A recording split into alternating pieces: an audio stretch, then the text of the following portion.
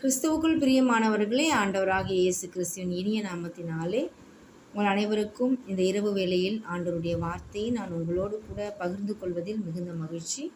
இன்றும் உபாகமம் 28வது அதிகாரம் 15வது வசனத்தில், இன்று நான் உனக்கு விதிக்கிற உன் தேவனாகிய கர்த்தருடைய எல்லா கற்பனைகளின்படியும் கட்டளைகளின்படியும் நடக்க கவனமாய் இருக்கிறதற்கு அவர் சத்தத்திற்கு செவி கொடாதே போவாயாகில் இப்பொழுது சொல்லப்படும் சாபங்கள் எல்லாம் உன்மேல் வந்து உனக்கு பலிக்கும். அன்புக்குரியவர்களே, இப்பொழுது சொல்லப்படும் சாபங்கள் எல்லாம் உன்மேல் வந்து உனக்கு பலிக்கும். அடுத்த சில பக்கங்கள் சாபங்களை பற்றி பார்ப்போம். எதற்காக சாபத்தை பற்றி படிக்க வேண்டும் என்றால், பெரும்பாலான சாபங்களின் பட்டியலில் இருக்கிற சரக்கை ஆசீர்வாதம் என்கிற சீட்டை ஒட்டி கிறிஸ்துவர்கள் மத்தியில் இலவசமாய் கொடுப்பதில் பிசாசானவன் கடந்த சில நூற்றாண்டுகளாகவே கிறிஸ்துவத்தை இருளாக்க முயற்சி எடுத்திருக்கிறான். ஆகவே பிரச்சனைகளின் முகத்திரையை கிழித்து அதை சாபம் என காட்ட பேசுகிறேன். இதற்கு காரணம், எது சாபம், எது ஆசீர்வாதம், எது தேவன் தருவது, எது பிசாசிடம் இருந்து வருவது என்கிற தெளிவு இல்லாததே அநேக தேவ பிள்ளைகள் பிசாசு தருவதை தேவனே தருகிறார் என்று எண்ணிக்கொள்வதற்கான காரணம். அதன் பட்டியலில் முதலாவது வருவது கொள்ளை நோய்.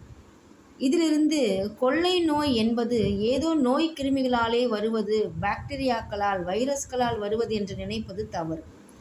அது நீங்கள் வியாதிக்கு ஒத்துப்போகக்கூடிய மனநிலையை ஏற்படுத்தி வியாதியை வரவழைக்கும். கொள்ளை நோய் என்பது சாபமாய் பிசாசிடமிருந்து வருவது. ஒருவேளை நோய் கிருமிகளால் வருவது என்று நீங்கள் சொல்வீர்கள் என்றாலும், அந்த கிருமிகளை உருவாக்கும் வேலையை பிசாசே செய்கிறான். ஆகவே அது இயற்கை அல்ல, அது சாபத்தின் பட்டியலில் வரும் முதல் சாபம்.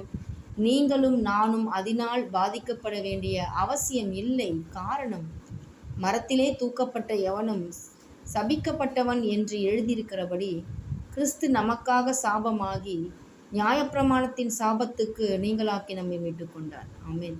உங்கள் சாபங்கள் அவராலே நீக்கப்பட்டது. இனி ஒரு நாளும் கொள்ளை நோய் உங்களையும் என்னையும் உங்கள் வீட்டையும் என்னுடைய வீட்டையும் தொட முடியாது. காரணம், கிறிஸ்து சிலுவையில் அதை சுமந்து தீர்த்தார். அவர் உன்னை வேடனுடைய கைக்கும் வேடனுடைய கண்ணிக்கும் பாழாக்கும் கொள்ளை நோய்க்கும் தப்புவிப்பார். உன் பக்கத்தில் 1000 பேரும் உன் வலது பக்கத்தில் 10,000 பேரும் விழுந்தாலும் அது உன்னை என்னையும் அணுகாது. கர்த்தர் தாமே இந்த சத்திய வசனத்தை ஆசீர்வதிப்பாராக. ஆமென்.